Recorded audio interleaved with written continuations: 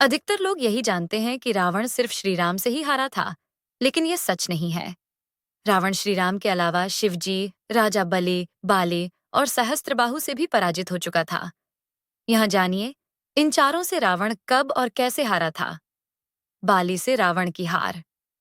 एक बार रावण बाली से युद्ध करने के लिए पहुंच गया था। बाली उस समय पूजा कर रहा था।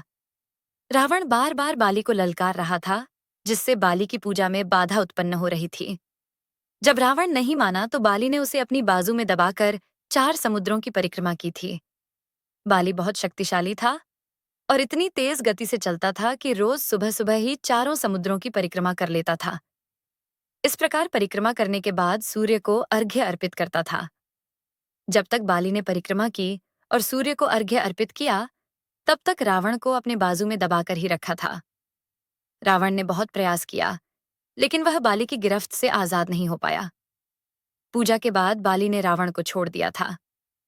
सहस्त्रबाहु। अर्जुन से रावण की हार। सहस्त्रबाहु। अर्जुन के 1000 हाथ थे और इसी वजह से उसका नाम सहस्त्रबाहु पड़ा था। जब रावण सहस्त्रबाहु से युद्ध करने पहुंचा, तो सहस्त्रबाहु ने अपने 1000 हाथों से नर्मदा नदी के बहाव को रोक दिया था।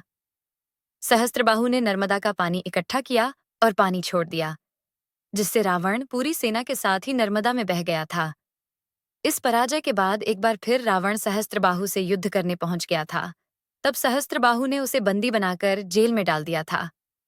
राजा बलि के महल में रावण की हार। दैत्यराज बलि पाताल लोक के राजा थे। एक बार रावण राजा बलि से युद्ध करने के लिए पाताल लोक में उनके महल तक पहुंच गया था।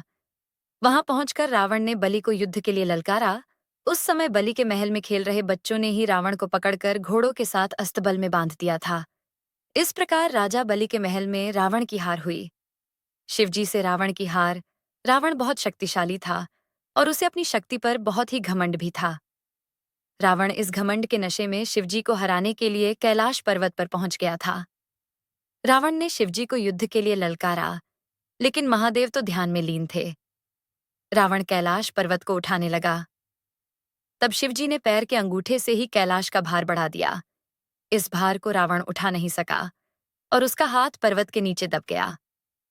बहुत प्रयत्न के बाद भी रावण अपना हाथ वहां से नहीं निकाल सका। तब रावण ने शिवजी को प्रसन्न करने के लिए उसी समय शिव तांडव स्रोत रच दिया। शिवजी इस स्रोत से बहुत प्रसन्न हो गए और उसने रावण को मुक्त कर दिया। मुक्त होने के पश्चात रावण ने शिवजी को अपना गुरु बना लिया।